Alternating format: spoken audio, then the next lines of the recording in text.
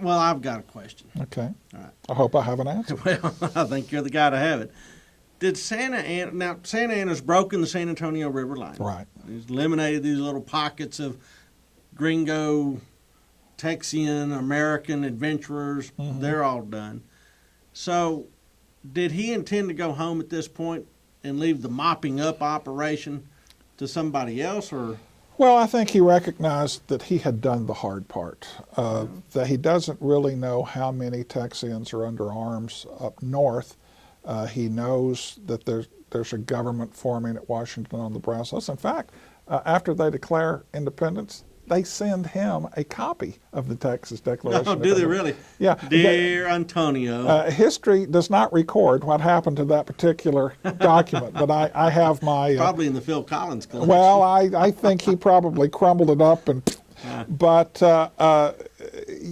he knew that there was unfinished business to the north. He didn't know the exact nature of that business, and it was only by moving into those areas that he would find out. But he thought that probably the hard part had been achieved. If I was Santa Ana, I'd be hot-footing it back to Mexico City to make sure that my power base was still in place. Well, that's on his mind. He wants to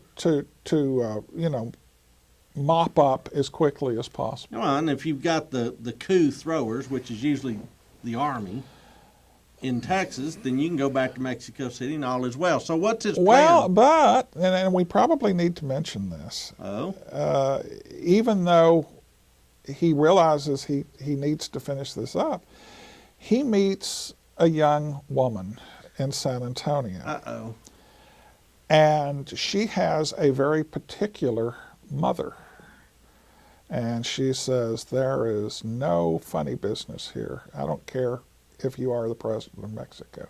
You got to do right by my little girl. And he said, of course I'll do right by your little girl.